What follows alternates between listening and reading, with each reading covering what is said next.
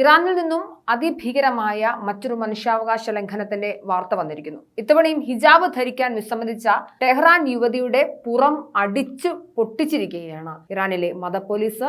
ഹിജാബ് ധരിക്കാൻ വിസമ്മതിച്ചതിന്റെ പേരിൽ ക്രൂരമായ ശിക്ഷ അനുഭവിച്ച ഒരു യുവതിയുടെ വീഡിയോയും അവരുടെ ചിത്രങ്ങളും ഇതിനോടകം തന്നെ സാമൂഹിക മാധ്യമങ്ങളിൽ വലിയ രീതിയിൽ ശ്രദ്ധ പിടിച്ചുപറ്റിയിട്ടുണ്ട്. എന്താണ് ഇറാനിൽ സംഭവിക്കുന്നതെന്ന് നമുക്ക് എല്ലാവർക്കും അറിയാവുന്ന കാര്യമാണ്. ഇറാനിൽ എപ്പോഴും സംഭവിക്കുന്നത് തന്നെ സ്ത്രീകളെ സംബന്ധിച്ചിടത്തോളം അവരെ വെറും കച്ചവടച്ചരക്കായോ അല്ലെങ്കിൽ സെക്ഷൽ ഒബ്ജക്റ്റായി മാത്രമായാണ് ഇറാനിലെ മതഭരണകൂടം കൺസിഡർ ചെയ്യുന്നത്. അവരെ സംബന്ധിച്ചിടത്തോളം സ്ത്രീയുടെ തലമുടി ഏറ്റവും വലിയ പുറത്ത് കാണുന്നത് ഏറ്റവും വലിയ ക്രിമിനൽ ഒഫൻസ് ആയിട്ടാണ് അവർ കാണുന്നത്. ഈ 4, 3, 7 വരുന്ന ഈ മുടിയെയാണ് ഏറ്റവും അധികം ഇറാൻ ഭരണകൂടം പേടിക്കുന്നത്. നമ്മൾ എപ്പോഴും ഒരു നാട്ടിൽ ഒരു കാര്യത്തെ ക്രിമിനൽ ഒഫൻസ് കൺസിഡർ ആക്കുന്നത് എപ്പോഴാണ്?